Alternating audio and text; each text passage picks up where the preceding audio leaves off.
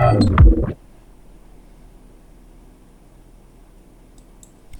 there folks, welcome to RRTV for our continuing coverage of the Blancpain Sprint Series. We're coming to you live tonight from Donington Park Racing Circuit, and I'd like to welcome Brenton O'Brien. Welcome back, Brenton. Got a field of about 28 tonight. Yeah, good strong field, isn't it? G'day Bernie, g'day all. Still catching my breath from last week's race at Bathurst. Wasn't that a sensation? And had quite a few comments come back about the excitement of the race, and Nicky Tim said g'day to everybody as well. Mentioned how he enjoyed the race, obviously winning at Bathurst, but we're at the wonderful Donington Park GP layout tonight, and like you said, a good strong field, 28 cars. Yeah, it's going to be good, but they're going to have to put it on if they want to live up to last week's race, that's for sure, because that was absolutely sensational. But looking at the weather tonight, it's partly cloudy out there with the wind speed pretty high, 24 kilometres per hour, and track temp 33 degrees Celsius, so the guys out there won't mind that too much. No, nice balmy day in the UK, and I'm sure the times will reflect that, and a lot of the guys are actually about to finish up their qualifying. We've got some strong drivers here with us tonight. It's going to be a good race at the top end of the field. Looking forward to seeing what a few of the guys can do. It's just all about the Porsche this week, isn't it? Porsche and Nordschleife, so I'd reckon there'll be a few of these guys. Haven't had a lot of running here this week, so interested to see what they can bring to us. It certainly will, and it's quite interesting at the moment. Freddie Eugster, a new name, I haven't seen him before. He's on provisional pole with the 125.638. Is that right? I'm just having a look. He's right, yeah. 125.387, I think you'll find. Yeah. 125.387, and that's actually 0.2 of a second ahead of Australia's Andrew Carl with Element Motorsports' John Peasnick in third place. So that's another 0.2 back. I'm surprised John is 0.2 off of Andrew, but again, it might not be much running. Andika Maluna at the moment with a 26.449 is holding fourth. I'm just trying to think. I think there's a few cars on the track. Grant Hines has just finished his lap. We've got Carlos Oliver currently sitting in fifth. He's on a hot one at the moment. He's pulled out of it. So have a look at Richard Brookfield. He's qualified really well. He's up, it looks like, starting from sixth tonight. Yeah, he'll be happy with that, won't he? And I'm not sure whether Grant Hines is still on a lap here for the Performance Motorsport team. Looks like he still is. I'll just check his laps for quali, see if he's already plugged across two. No, he's already done the 2 laps, so he's just putting in an extra lap, trying to probably get that a little bit more practice. 13th place will be for the car 13, so that's par for the score with the 27.959. I don't think there's going to be anybody else. Luke Gleason Luke Gleason has got 7 seconds to cross the line. He hasn't had a time registered yet. He's had a pretty scrappy lap, but looks like, but at least he'll get a time on the board, will he? No. So I would say he's had it off track somewhere in that monster liveried BMW.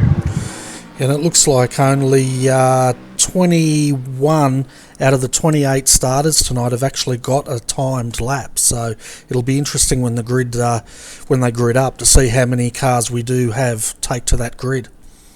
It's an easy track to get those little off tracks off, though, isn't it? Through the chicane and around the back of the track. But that is qualifying done.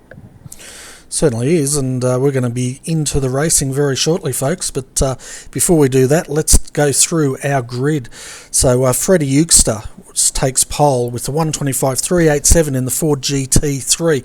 Andrew Carr will start out a second in the Audi, followed by John Peasnick in another Ford GT3. Andika Rama Malana will start in fourth in a BMW, and then rounding out your top 5 is Carlos Oliver in a Mercedes.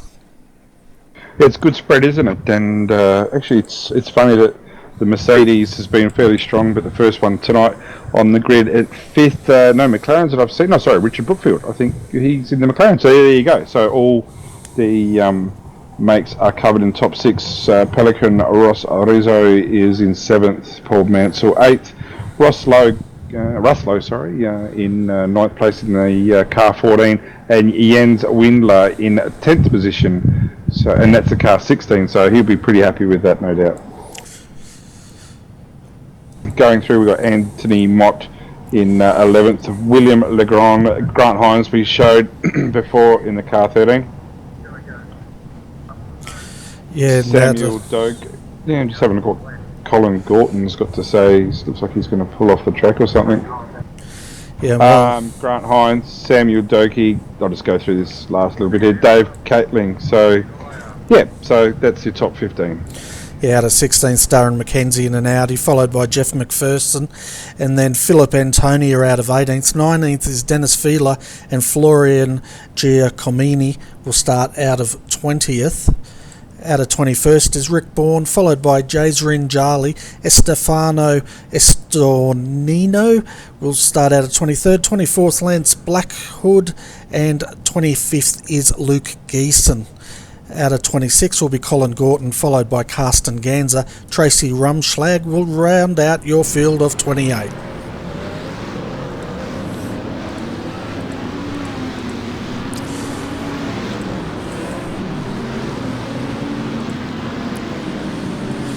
So you can see the field behind the rough there, and Freddie Euchster will have control of this race when it starts, and it's going to be interesting. Andrew Carl should be on the outside as they come into Redgate the first time. I've been pressing the wrong button, Bernie. I do apologise. Hello, back again. Yeah, I was a bit worried because I thought they were going to go in through the little S's in Roberts. I thought, we're not going to be ready to call this. No, it's all good back for sure now. But there's a slow lap behind the safety car, just 60 k's an hour. It's good to see the Ford GTs as they pace car enter, and already green and away they go. And the two Ford GTs are just away, and the power that they can get off the line in front of Andrew Carl. It looks like a pretty clean start all around. I'll just chase the end and see if there's anything happening. Yeah, it's looking pretty good at the moment. We're just seeing the cars come through well spread out at the back of that field. But as you said, Freddie Euchster has taken first. John Peasnick, well, he got past Andrew Carl. Then we have the first of the Audis with Andrew, followed by Carlos Oliver, the first of the Mercedes in fourth, and then Annika Rama. Well, he's in a BMW, so it'll be interesting to see how that car goes tonight. Yeah, Richard Brookfield doesn't look like he had the best getaway, does he? And has dropped the spot to Ross Rizzo. Look, I'm going to say it. I think Ross Rizzo is the most improved Australian driver on iRacing for this season. He has come ahead leaps and bounds, and what they're doing there at that team is going, it's making their team stronger and stronger, and he's done a really, really good job. Just interested here with Freddie Euchster. He's up and away quickly, isn't he? And our German friend, I'm thinking, he's got a pretty decent I rating. Yeah, 7,066. Thanks very much there. So, and he's done, from what I can see, quite a bit of running this week. So, I would expect him to be the favourite to go on with this. Yeah, well, he's starting to get a bit of a gap as they go across the line for the first time. Just waiting to see that gap. 4 tenths of a second, nearly 5 tenths. And Andrew Carl's about 6 tenths of a second. No, it's actually a second he's got out already. Sorry? Yeah, he's a very controlled start, wasn't it? He did a great job. I'd like to see if Andrew Carl can get past John. I'm not thinking yet that John's holding him up, but I know Andrew's had extremely limited running this week in the GT3s here at Donington. It's, I think, like with a lot of people, it's been all about the Porsche at Nordschleife this week, and Andrew's put his hand up for that as well, and he's had a very, very successful week in the Porsches. But with the GT3s here this week, he'll get up to pace soon enough. He'll get a couple of laps in, and he has a happy knack of just finding that groove, getting some really good rhythm, and then he'll be up and away. Yeah, he's just got to settle in that rhythm. But I'll tell you what, those Ford GT3s, they look really strong around here, don't they? Yeah, the poison, aren't they? They're just, they look like they've got it all covered. And it's good to see John Peasnick up in the front as well. That had a bit of drama last week. Just got to mute that guy. Had a few dramas last week, obviously, whilst in the race lead. But yeah, what a race that turned out to be. He's certainly doing a decent enough job here in the Element Motorsports car. He's so good in the Ford GT. You give him a Ford GT or a McLaren, and he just is another level, and he's doing exceptionally well as usual. He certainly is, and last week at Bathurst I think he was in the McLaren, wasn't he?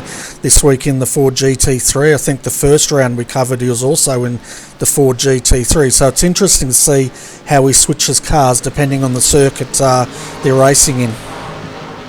Yeah, I think I said it last week, I'd love to see him step outside every now and then and just get his feet dabble in the water of the Audi, the BMW, the Mercedes, because the guy's going to be a superstar whatever he drives. Obviously he's in his little comfort spot there, but just in test sessions and things like that, I'd like to see how he goes in a different car. I know the Bathurst, there's a hosted Bathurst 12 hour coming up, not this weekend because the real 12 hours on, but next weekend on the Sunday I believe. The Talk Inc. team are running the Bathurst 12 hour. It's on the forum, so if you want to get involved, make sure you put your name there. I'd love to see that type of race where John could try something different. Yeah, it'd be quite interesting, wouldn't it? Because he's getting quite a name about being in the GT3 and the McLaren. It'd be good to see him probably in the Audi, or if he really wants something different, jump in the big Mercedes. Yeah, well, he's in a big car now, isn't he? And I don't want to talk all day about John, but the cars he races in are big, so I'd like to see him, as I said, try something now, and I reckon he will eventually, but for here and now, he is holding up Andrew Carl, you can be sure, from that getaway. So Freddie Eustace is out to just 1.1 seconds. It's certainly not excessive. They're going to need a pit stop, obviously fuel restricted again. I'm not sure how many laps this will end up being, Bernie, I'll be honest with you. But fuel strategy should be pit window pretty open by about lap 5. I'm thinking lap 6 would be the norm here. Yeah, and it'll be interesting to see who jumps in when. And I'm just having a look at Ross Rizzo. He was on the back of Endika there. He's dropped off a bit, but Endika was flashing quite badly, and it might have put him off a little bit, so he's got a bit of work. Richard Brookfield's just sitting behind him, and he's not really making much ground at the moment. No, it doesn't come across as a threat, does he? And Maluna in front of Ross Rizzo. No, Maluna does a lot of racing in the Sim Racers Asia Championship hosted by Mark Lang. They do a great job there on late on Saturday nights. I know Maluna does quite a good job racing week in, week out in that series.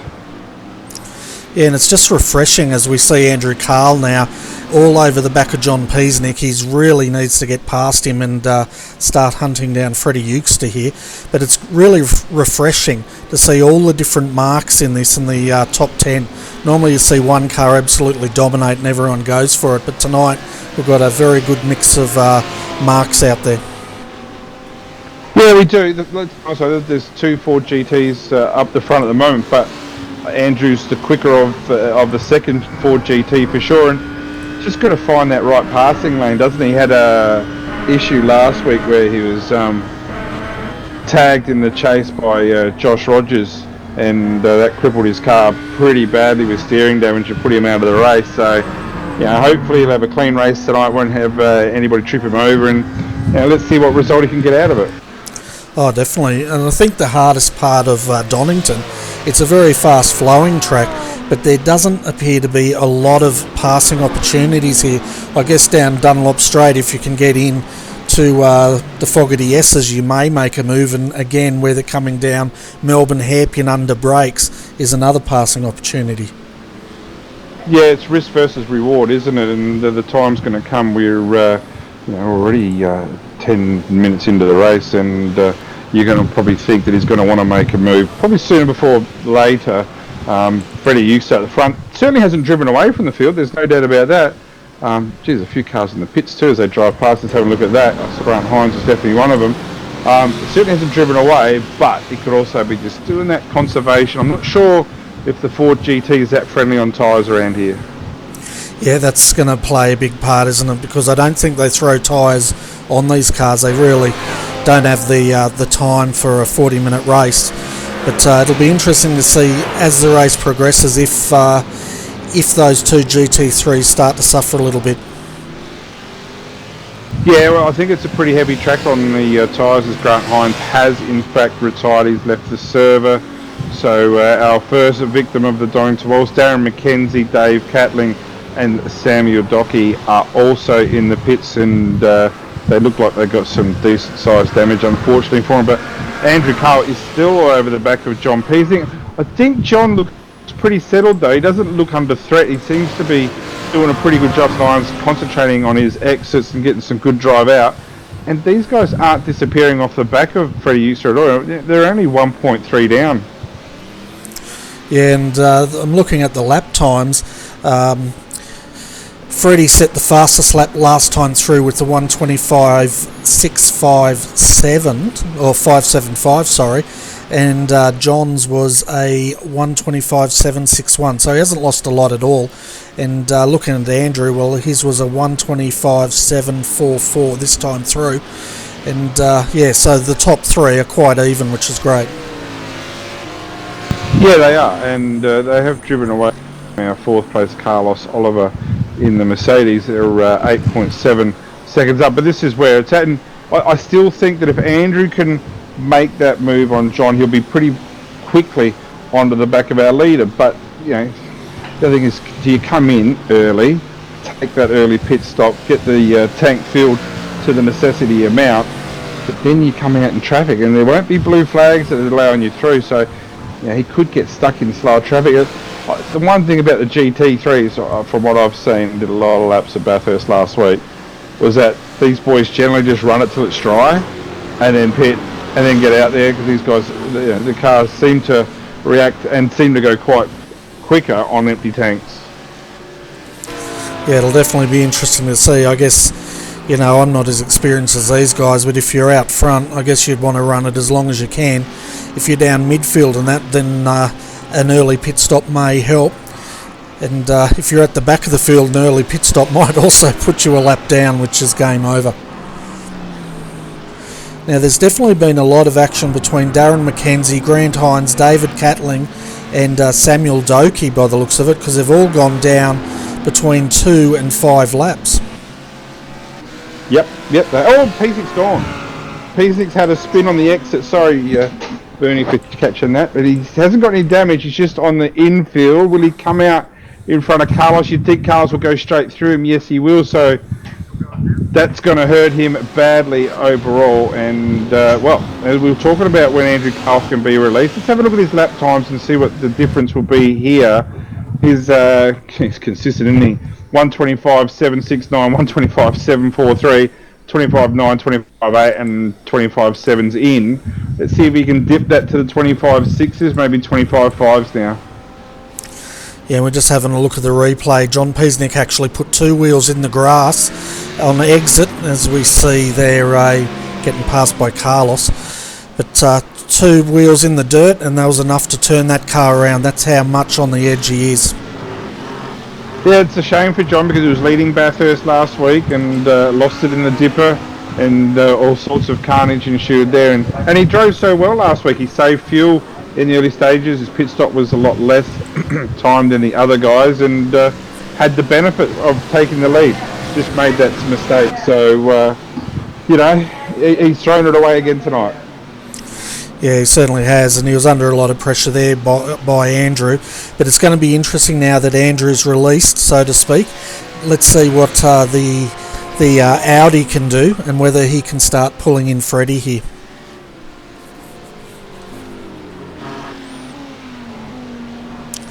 So John Peasnick's down in 4th at the moment, and he's 12.1 seconds down from the lead, so that spin was very, very costly.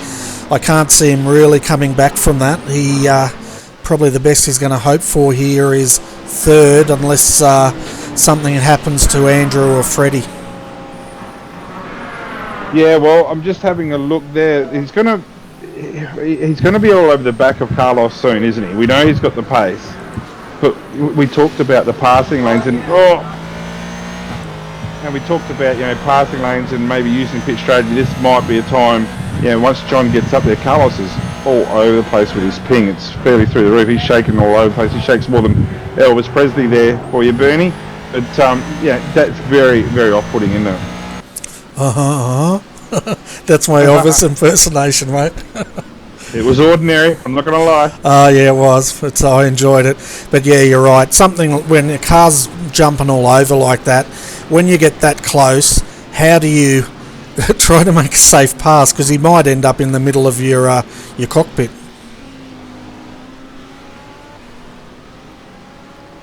Yeah, well, I'm just having a look at Peasnick's time there and see what recovery he's got. 26.9. Is that the... yeah, it's still a bit off, isn't it? He lost about 12 seconds in that spin, but like I said, he's got Carlos in front of him that's going to just keep creating headaches here. And Carlos isn't exactly slow. 27.1 last lap. Certainly not the same pace as John Peasnick. And it's almost going to force John Hand to pit early here because he's not going to be able to drive alongside him with any confidence whatsoever. No, he's best to get that car in, take the pain now, and then jump Carlos when Carlos comes in the pits, and that should bring him up into third.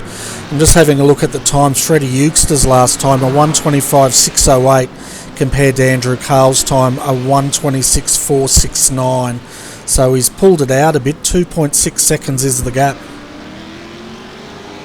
Yeah, well, maybe he's just timed his run. Maybe he was quite balanced in front of John Peasnick there, and now that Peasnick's had his turn, maybe Freddie's gone, okay, it's time to go and put some pressure on. Like you're right, a 25.6. Last lap is, well, from what he was in a 25.7 just there, so certainly the consistency's come in at 25.8 for Andrew Carl, so maybe John wasn't slowing him down as such. Maybe it was just a very balanced effort there by both. And we're having a look back here in 16th position. Quite a good battle going on between Rick Bourne, Carsten Ganser and Colin Gorton here. So we've got a Mercedes, an Audi and a Ford GT3 going at it. Yep, and it's good to have such a difference, isn't it? And sorry, just adjust that mic. Got myself a new headset and mic thanks to Logitech G this week. Bernie, I'm going to put a free plug in there. It's unbelievably good what they can do. Yeah, Jens Windler and Paul Mansell, they are right nose to tail. What's this for 10th and 11th? And where did Paul qualify? In 8th and Jens in 10th. So the car's 6 and 16. So Paul's got a little bit of damage to the front of his Pagny and IRFF, Mercedes. Looks like he might have had a bit of incident earlier in the race. Yeah, it's looking a bit second hand. I think he had that going across the line the first time, so there's been a bit of action there for Paul in the first lap. I don't think it's going to affect him too much though. No, I don't think it will. And Bernie, for all the viewers, I think you'll see one of these cars live in action this weekend from what I understand. It sounds like you're in for a great weekend. Oh, it's going to be awesome going up to Bathurst tomorrow afternoon after work. I'm looking forward to seeing a lot of these cars in the flesh, so to speak, and going to be up the mountain McPhillamy Pass for the weekend with some of the iRacing boys. Tim Ballinger's up there, so it's going to be awesome to catch up with all these guys in person. Well, like I said, I know Scotty Stevens and a few of the other boys will be, I don't know whether camping or anything like that, but I know there's a few going, and it sounds like they're going to have a great weekend. Expect to see a lot of pictures. Keep your clothes on, boys. That would be wonderful if you could do that for everybody. But yeah, I'm not sure you've been to the track before, Bernie. I know living in the ACT, you probably might have snuck there once or twice, but it's just, the track has its own aura about it, and when you put some cars on it, it's just breathtaking. Yeah, the last time I was up at Bathurst was when Richo called everyone a pack of you-know-whats. Were you in the crowd, Bernie? Was he talking to you? No, I'd gone home by then because it was pissing down rain, so to speak, and I'd actually... there's contact. Yep. It was building, wasn't it? I was just watching and thinking, he's getting close, and I'm not sure, will Paul redress that? I think he's doing his best to. Yeah, good effort there. Look, I've lost a couple of positions, and Paul did tag the back of Windler, no doubt at all, and from doing the good sporting thing, Paul's dropped 3 positions because there's a car in between of the two of them. Now, who is that? Willem Legrand in that Red Bull Ford GT. That's a great looking livery. Who made that skin? I can't remember off the top of my head. Love to see who made that skin because they did an awesome job. Was it Matty? I can't remember his last name off the top of my head. I think it was. good Australian skin designer. I tell you what, when Jens came back on the track, he nearly got absolutely drilled by Yasrin Jali. Yeah, and I'll tell you, Yasrin's been in pretty good form lately. He had a second or third place in the Sim Races Asia race on Saturday night, and did a very, very good job there racing in the Riley, I think that race. No, the Radical. There we go. He's doing a good job. He's doing plenty of laps in these cars, I know that, and it's a fine looking Petronas skin he's got on board there too. Yeah, and while that was going on, side by side. Were you looking at Maluna and Rizzo? Yeah, exactly. I was thinking they're going to come together. Well, that's good defence there, because Ross Rizzo did get right up next to Maluna in that BMW, and that Bimmer, it doesn't look that comfortable to drive, and I reckon if we stick with this, I think you'll find that Ross is going to be able to get past pretty soon, because that BMW Maluna is looking really, really shaky. It looks like it's running out of rubber, which I find hard to believe. I know the Bimmer's as aerodynamically is about as useful as a brick, but I think normally it's pretty good on the tyres, so not sure what kind of setup that Maluna's running tonight. Yeah, and while we're watching that battle, folks, John Peasnick has now dispatched Carlos Oliver, and he's on his way back. He's 15.7 seconds down though, so I tell you what, he's going to have to hot lap it if he has any chance of catching them, and I doubt he does. No, you can't afford to lose that much time and expect to catch up without mistakes, and he's kind of backdoored compared to these two guys. And you know, the race is here though, isn't it, with Ross Rizzo and Maluna. Andrew Carl's dropped 2.5 seconds off the pace there, and I think the lack of laps and probably setup that he's done this week might be catching up with him slowly but surely, but the race isn't over yet by any means. But Ross Rizzo here is all over the back of Maluna. Maybe Ross might be thinking it might be time to pit. The field looks pretty spread. It might be a good opportunity to get in and get some new fuel. Well, get some fuel there. You don't want to be taking tyres, obviously. It takes too long. And again, Maluna has got, as is the same with Oliver before, it's just a little bit jumpy, isn't it? So, very off-putting, although Ross has had a bit of a look at Maluna, makes two moves there. One certainly cut across. Oh, where did he go? Oh, he's back again. Certainly made two moves in defence there. Probably best if he just tries to stick to the one and not one under braking. That would be a better way to go. Oh, exactly, and Ross won't like that one bit. But I tell you what, as you said earlier, Ross is flying tonight, and it's great to see the GTI-sponsored driver just going from strength to strength, as you called it earlier tonight. Yep, GTI do a great job in sponsoring some teams. I know they sponsor Evolution Racing Australia and obviously Proforce Racing as well, and what they do with additional with the to add on, there we go, the Logitech pedals, it makes them just that little bit more realistic. It's probably not the word I should use, but it just gives it that little bit better feel. And the GTI springs do wonders, and I know a lot of the top guys use the GTI springs.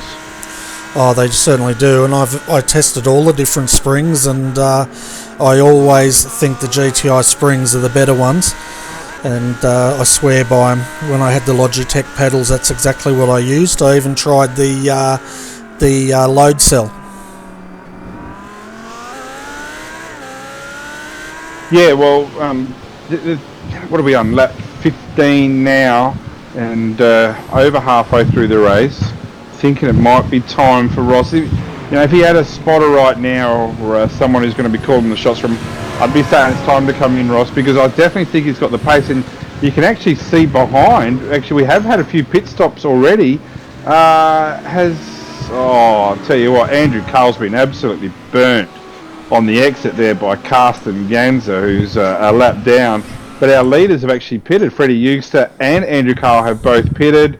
Trying to think, Tracy Lumschlag, Anthony Mott, Russ Lowe, these guys have all pitted. Not sure Yasrin Yali has. And Richard Brookfield is just exiting the pits as well. So all action there in the pits in the meantime. Yeah, we're just having a look at the replay as the leaders come back out. And Andrew had to drive through that car in front of him to get in front. But John Peasnick has not pitted yet. He's coming down now into the Melbourne hairpin, so we'll see if he pits this time through. He was about 10 seconds down. The target he needs is he's going to have to be better than a 12.9 if he wants to gain on Andrew, or a 14.9 if he wants to pull some back on Freddie here.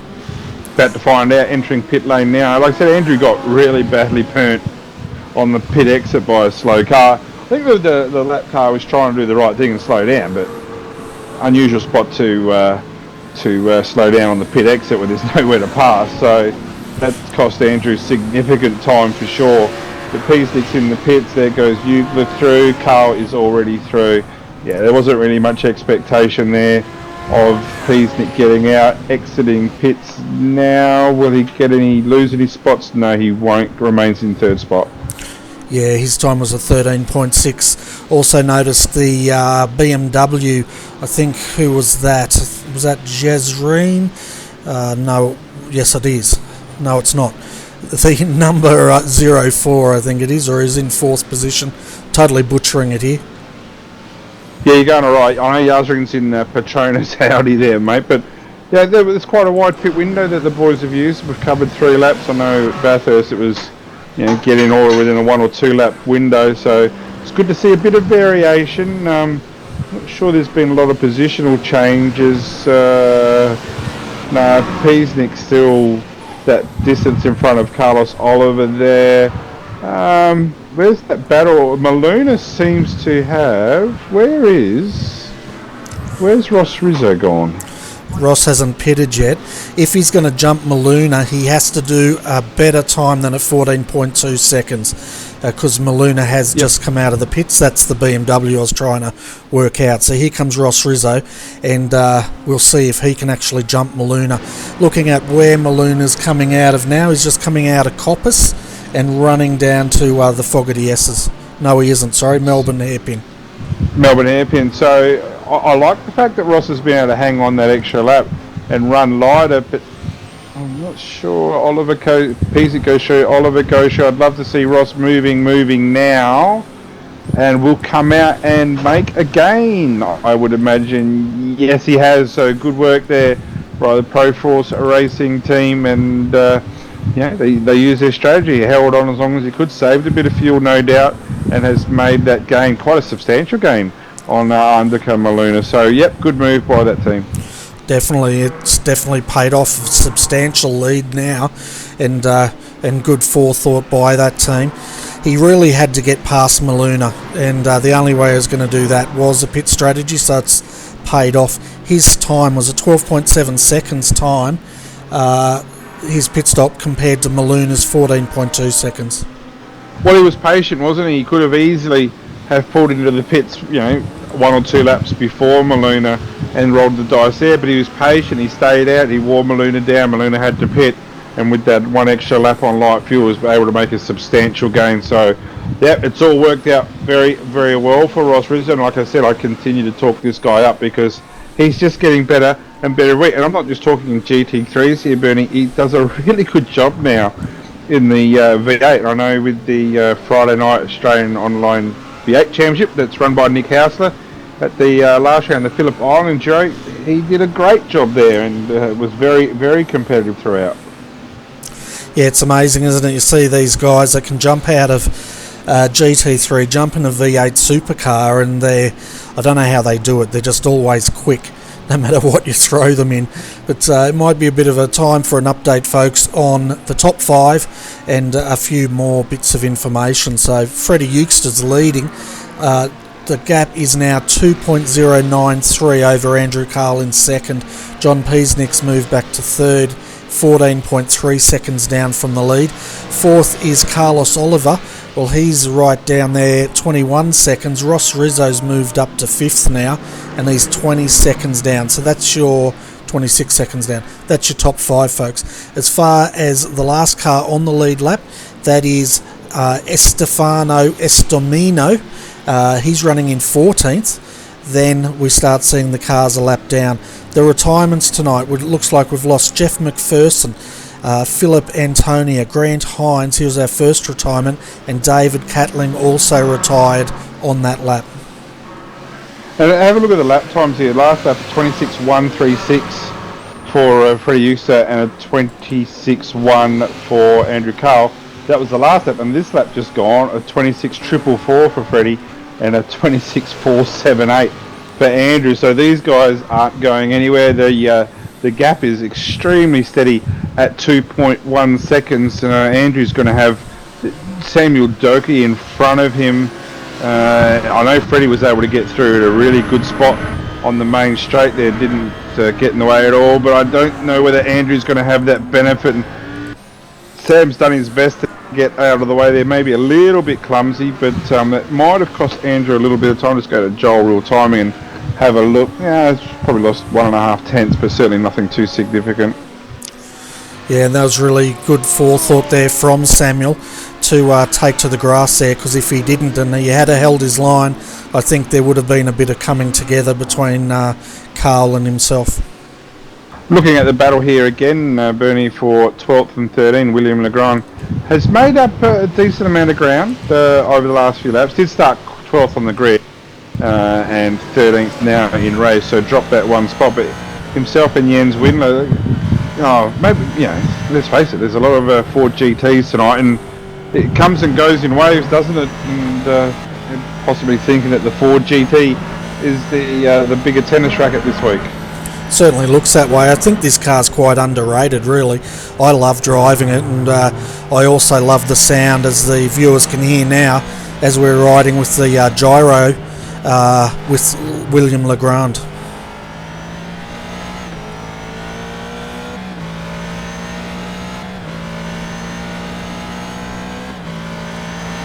Yeah, it's a decent sound, and it's that real chunky, throaty sound. It sounds like a car.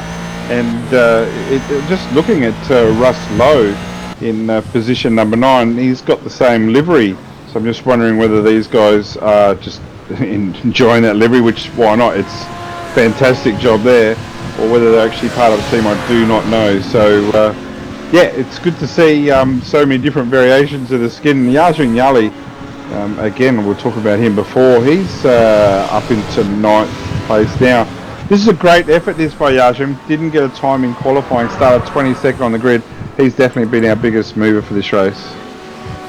Yeah, certainly has. And if you're wondering, folks, why all the cars have gone white, I'm trying to refresh trading paints to update some of these paints out here. So that'll take a little while, and hopefully we'll get a better result. Yeah, well, the Casper the Ghost team's been pretty busy tonight. 26.2 Andrew Carl last lap. I've got my new little Logitech mouse as well, Bernie. Should talk about that. 26.3 for Freddie Eustace, but we're coming down to the last probably 7 minutes of the race. Probably going to be another 3, maybe 4 laps. Probably 4 laps. So there's a bit of work to do, not just catching, but you also got to pass as well. So Freddie Eustace looking very, very comfortable at the moment. And like I was just saying, maybe the Ford GT's the way to go this week. And I'll tell you what, with all that Logitech bling you've brought into the commentary box, yeah. I'm sitting here a bit jealous, folks, because I've still got the old tattered headset that I'm wearing, and I think I'm the poor relative this week.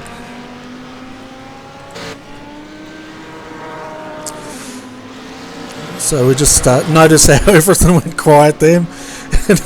So Anthony Mott and Yazreen here, they're starting to have a bit of a battle.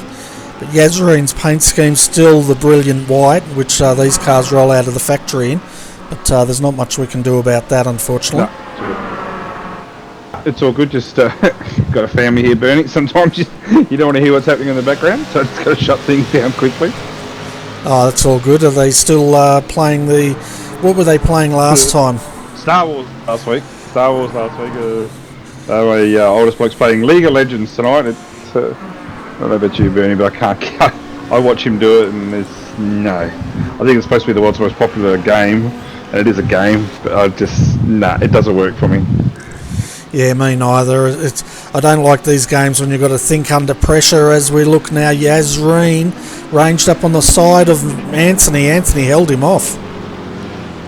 Yeah, he did a great job there, and but this is really closed up of late. Yazrin's made some significant ground. 28.6 last lap from Anthony. 21. Oh, wow, that's deep. Luke Geeson has decided not to use his brakes there a hell of a lot. Yeah, a 1.5 second gap difference there last lap. So Mott will be under pressure here from Yazrin. Now Yazrin, we know, is recovering from 22nd on the grid. So no doubt he's going to make, well, maybe won't make short work. Like we said, there's not many places to pass, but he's going to be getting a bit feisty here. I'm not sure how many laps there are to go, but he's certainly he's getting a bit edgy, and there's another position to be gained for sure. Yeah, and that refresh looks like it works, because Yazrin Yali all of a sudden's gone from a white to a really catching, don't know what you call that, grey and teal, but he's all over the back now of Mott, and it's on here. Yeah, classic Petronas colours. I know the Mercedes Formula 1 team would run those, probably more a few years ago with Petronas. That teal's great, striking looking colour, isn't it? A good football team uses a teal Bernie, the Port Adelaide Power. Just watch out for them. Big free plug night tonight. But yeah, this is going to keep going. They've got a lap car coming up in front, hoping that he's going to get out the way pretty soon. That's Florian Giacomini. Whoa, probably could have done a little bit better. And again, well, he did get out of the way. And I would imagine now that Anthony Mott's going to be under so much pressure. I'm pretty sure that Yazrim's pretty much faster every section of this track. Probably a bit deep on the brakes there. Wasn't able to get a good drive out at all. And Motti's going to live another day. Certainly is. When we're riding with Yazrin at the moment on the roof cam, and when he went wide, I thought he was going to try the classic undercut there, but as you said, Anthony got really good drive, and Yazrin didn't. But now look at him under brakes. He is so strong. Yeah, he is. Anthony has a lot wider entry into turn one, doesn't he? And he's holding him off at 29.1 last lap. Certainly not the fastest lap of the race. At 29 flat, being held up, no doubt, for Yazrin. But we're getting into the closing stages of the race. Mott's not just going to let him through and disappear into the distance. He's going to do his best to hold on to this place. This is the car 19 of Anthony Mott, who's actually holding position in car 8. So in 8th position. So he's in for some decent points if he can keep in this position. Certainly is, and he's showing how cool he is under the pressure he's getting at the moment from Yazrin. They've probably only got another 3 laps to go, according to my little calculator here. Yeah, I reckon you'd be pretty close to spot on there. And a bit of time yet for Yazrin, but since we've been watching, 2 laps have already gone through. So a little bit of time left. Pretty confident Yazrin can make that move and make it a stick. It looks like turn 1 is certainly an open door, isn't it? They take 2 substantially different lines. And very, very wide on exit there for Mott. So I would imagine that Yazrin's going to have a decent look here. Yeah, if you can range up under brakes, because we know how strong he is. Here he comes. And he's just not close. Oh, I'll tell you what, he wouldn't want to be much closer, would he? He's really good out through Redgate. Really narrow exit there by Mott, wasn't it? And but Mott's good around this section of the track. Yazrin just makes that little bit of a gain again. Probably brakes too deep going through to right. But Mott's holding on here and the time's ticking away. So I'm thinking gee, will he hold on, Bernie? I don't know. But Yazrin just seems so much stronger under brakes. Yeah, he's really strong, but he's not strong where he needs to be, and that's at the Melbourne hairpin. He really needs to get a good drive off there to set him up through the next hairpin, and then down Wheatcroft Straight into Redgate. But he's really got to start working on that in Melbourne hairpin, which we're coming up to now. Yeah, got to plan early, don't you? And it's not all about making the move here and now. It's planning, it's chipping away, finding where the weak spots are, and making the most of that when you do get that opportunity. Cash in on it, and hopefully it will stick without too much drama. But we are chipping down. We're on the end of lap 25 for these two now. About to start lap 26. Time is now running short for these two. Yeah, the clock's probably getting onto Anthony's frame, but again, a good drive out from here. Is he close enough, Yali? Yeah, I think he is. He got a really good drive there, but I'll tell you what, Anthony's doing a fantastic job at defending that position. He's under a lot of pressure here. Yeah, he is, but to be fair to Yarjin, there's been a few times he could have stuck that nose up there and had a bit of a dive bomb. He's certainly done the right thing. Oh, wow, he just seems to be so much more confident, doesn't he, with the turning and the handling of this car. You know, maybe Mott's tyres have gone off a little bit, but Yarjin's done everything right to put pressure on. Hasn't touched him at all. Been no little bump and runs. I don't want to talk too soon, but Yarley just seems to be so much more confident with that car. He certainly is, and as you said, he's being very gentlemanly, and we'll see if that lasts, because we're going to be coming down. Yeah. Where's our leader? He'll probably get the white flag after this lap. He's just coming up now into McLean's. Yeah, thinking it will be white flag very, very shortly, but I can't take my eyes off this battle between Anthony Mott and Yarjin. These guys probably don't even know it gets broadcasted, Bernie, so we'll make sure we send them a message and send them the link, because they've been the stars of the show over the last 5-10 minutes or so. Yazrin Yali has done a great job. We've got Russ Lowe has also now entered this, so we've got a three-way battle. I'm not sure Lowe's going to be able to cash in here unless the first two get into a bit of trouble. I'm not sure. Have you got that white flag, Bernie? No, we haven't yet, because 1 minute's ticking down now. We're just watching as they go through Redgate. But I think if Russlow can get closer to Yazrin and Yazrin has a crack, then Russ might sneak past Anthony Mott. Well, I think, I don't know any of these guys, but it's all well and good to have a fast car, but to do the defence that Anthony Mott's done so far, and credit to Yazrin, we could have tagged him, no doubt at all, could have certainly made a mess of the races, and he still could. But it's been a really good. Oh, Yazrim's the one who made a first little mistake. He'll make that ground back up, no doubt about that. Yeah, he got a bit of wheel spin coming off there. I thought he might have gone around, but I tell you what, you can see by the body language of Yazrin's car and the way he's manhandling that, he knows he has to make a move, and he's starting to get a little bit desperate here, I think. Yeah, he is, and we're going to be coming up to the end of the race shortly, no doubt. So we're counting down the seconds, really. Looks like we're in for another lap, no doubt, but I'm glad we are, because Yazrin Yali has done a fantastic job here, and the skills that he's picked up in the Sim Races Asia Championship are really coming through here. Looks like Lowe's dropped off. Maybe these guys, the other thing we're going to look at is fuel. With this type of track temp, maybe they get the extra lap in, so we've got to watch out, because it certainly looks like Russ Lowe has dropped off the back of these two. Yeah, he certainly has, hasn't he? And I'd expect, here goes Yazrin. He made that move stick too, but here comes Andrew Mott. It's not over yet. No, it's not. I'm actually just jumping up the front here, because I just couldn't help but notice that the gap has come down significantly. It was 2.5 seconds last I saw, and is that it? Is the checkered flag done for these guys? Andrew Carl has dropped right off all of a sudden. Yeah, it's the race is done. It's done. Certainly is, and there's been contact between Yazrin Yali and Anthony Mott. He's all of a sudden dropping down. He's out of fuel, is he? Man. Yep. Oh, that is so. He's not going to get to the finish. Well, he might. I don't know, but when you've got your fuel numbers on and it says 0, it's not a joke. It actually means you got no fuel in there, and can never understand that, where you just race as hard as you can and without the hope of actually getting to the finish line. So what he could do here is completely cut off a section and roll across the finish there, but I don't think from here he's going to make it home. He's going to see if he turns there, he can chip into the finish line, but he can't really even slow down to stop, can he? So what's he doing here? Yeah, watching another little.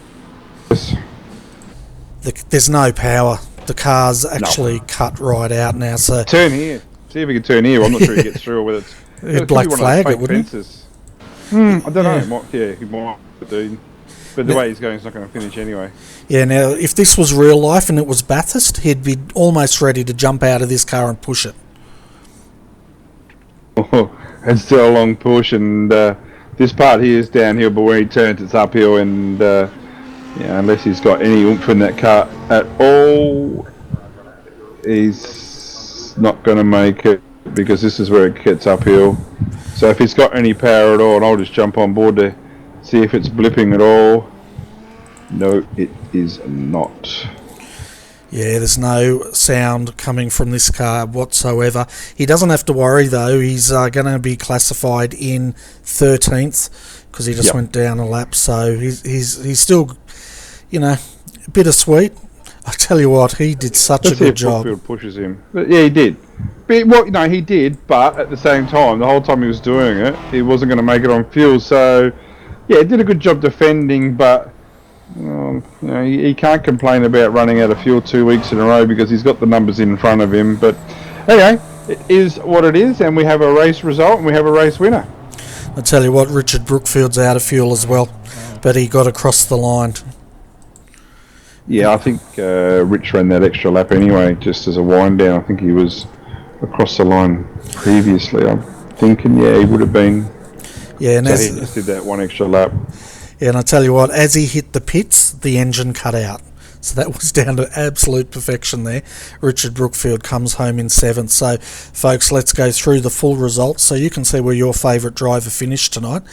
And let's have a look here. So, Freddie Euchster, he, well, I won't say survives, he wins this pretty much start to finish. And Andrew Carl did pull in down to 1.3 seconds at the end, so he did gain probably about a second.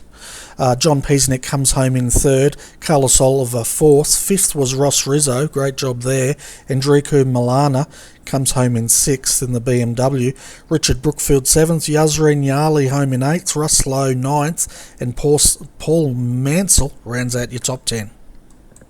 Yeah, and a good result there from Ross Rizzo in 5th place. Jens Windler, we saw him, William Legrand in that Red Bull Ford GT. Anthony Might spent a lot of time watching him, and yeah, he did a good job. Estefano Estorino from 23rd on the grid up into 14th. Colin Gorton, all he wanted was a safe race. It looks like he got that, bringing it home from 26 up into 15. Carsten Ganser, a bit clumsy on the pit exit, I guess. Florian Giacomi, Rick Bourne, Luke Geisen, and Lance Blackwood will round out your top 20. Home in 21st is Tracy Rumschlag, followed by Darren McKenzie in 22nd. 23rd, Dennis Feidler. Jeff McPherson comes home in 24th, 13 laps down.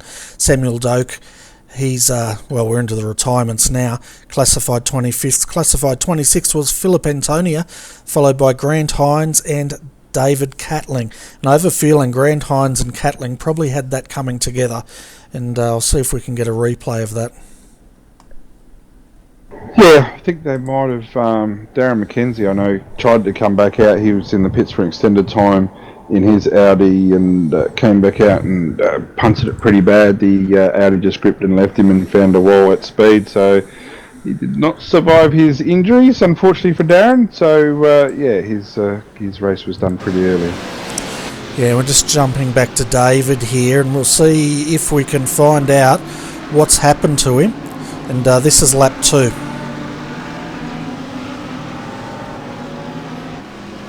Oh yeah, he's gone. Yeah. It's never going to work, unfortunately. No, it's 3 wide. Hold your breath. Yeah. Pain here. So much pain. Yeah, into Melbourne here. I have a feeling it's going to all come crashing down in a minute.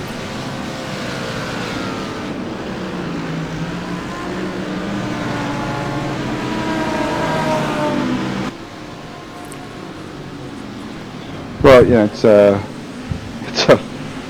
early stages of the race, and very, very racy to be having the 3 wide, isn't it? And paying the penalty, and no doubt at all. Unfortunately, I know Grant Hines left us early as well in the performance motorsport racing Mercedes as well, and he's sustained some wicked damage as well.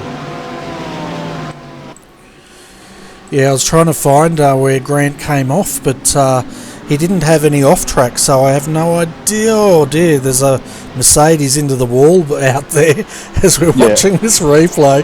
It's really on, isn't it, between these two guys? I'm I'm not surprised Catling retired after all this fighting these guys have been doing. Probably run out of breath, Bernie, but it was a good race, wasn't it? And it just builds on the momentum of that fantastic race we had last week, and Suzuka next week will be here. I know you've got a big weekend in front of you, Bernie. Extremely jealous. I think you have a great time, and you make sure that Timmy Ballinger clown keeps himself in order, and it's just going to be fantastic for you. Oh, I'm looking forward to it, and folks, we've seen Catling. Okay, we've seen enough of that, but yeah. Oh man, but yeah, folks, keep an eye on the RRTV channel. Because I'm going to try and put up a lot of selfies with the different people. I'll probably have the bag over my head, so you'll know which one I am.